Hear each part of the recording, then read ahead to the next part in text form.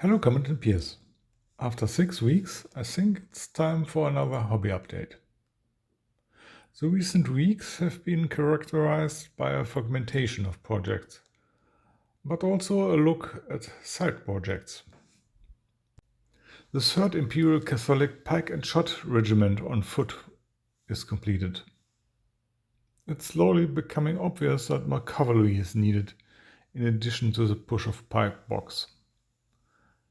There are foot regiments left, but nearly no cavalry. If I use 2 bases per unit for artillery and cavalry, which looks better from my point of view, then another cavalry box would be ideal as a supplement. 3 times 6 cuirassiers plus 2 leaders results in a 4-5 strong heavy riders bases. For the beginning, then 1 unit of 2 bases cuirassiers per side. Now I have just to bring myself to start with the Protestants. Another topic that has been bothering me for a long time is the quality and the usability of contrast colors. So far I have used them complementary.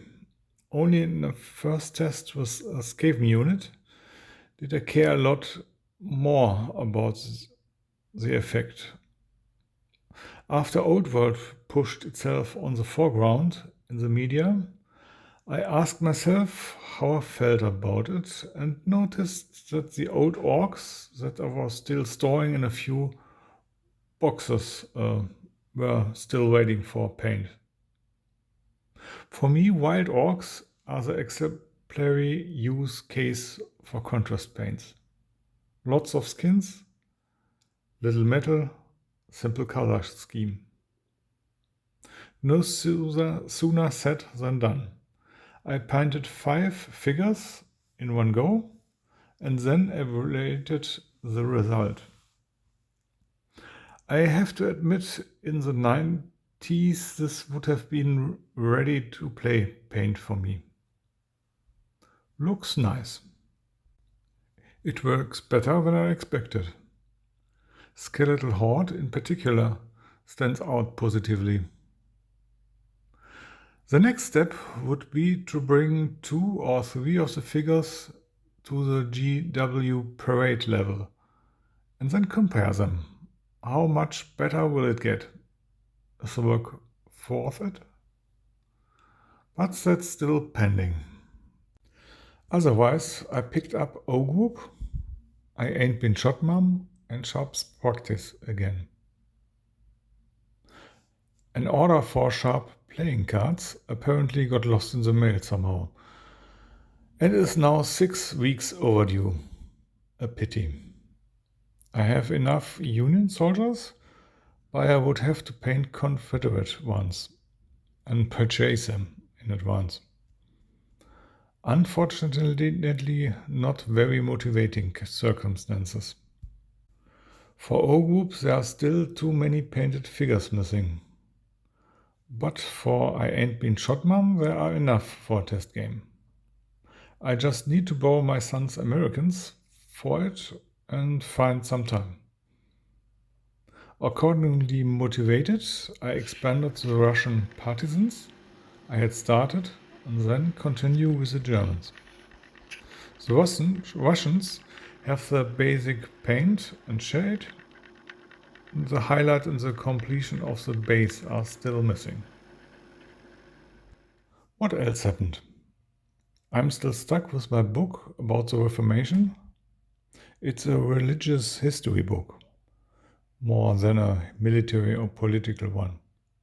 I have learned a lot about the thinking and the beliefs of this era.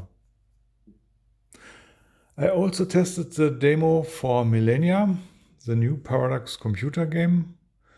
A little simpler and less colorful than Civ or Humankind, but getting started is easier and the tutorial is well developed. Could be an interesting mix of Europa Universalis Light and Civilization.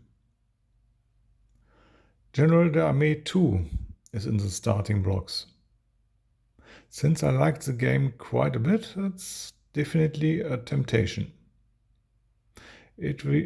I would also be motivated to paint something Napoleonic again. Unfortunately, I haven't been able to decide on Battaglia Emperor 2 yet. Also, I really like the rules here too. But you can't have everything.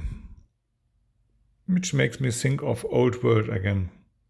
Also interesting. But with the two Napoleonic rule systems, I get off cheaper by far. What do you think about new rule editions? Are you keeping up with the rules and system updates, or are you sticking with the old rules? Have any of you thought about reining in the dead Warhammer Fantasy Horse with Old World? Your opinion would interest me. I'm still looking for the right path in this topic. Till then.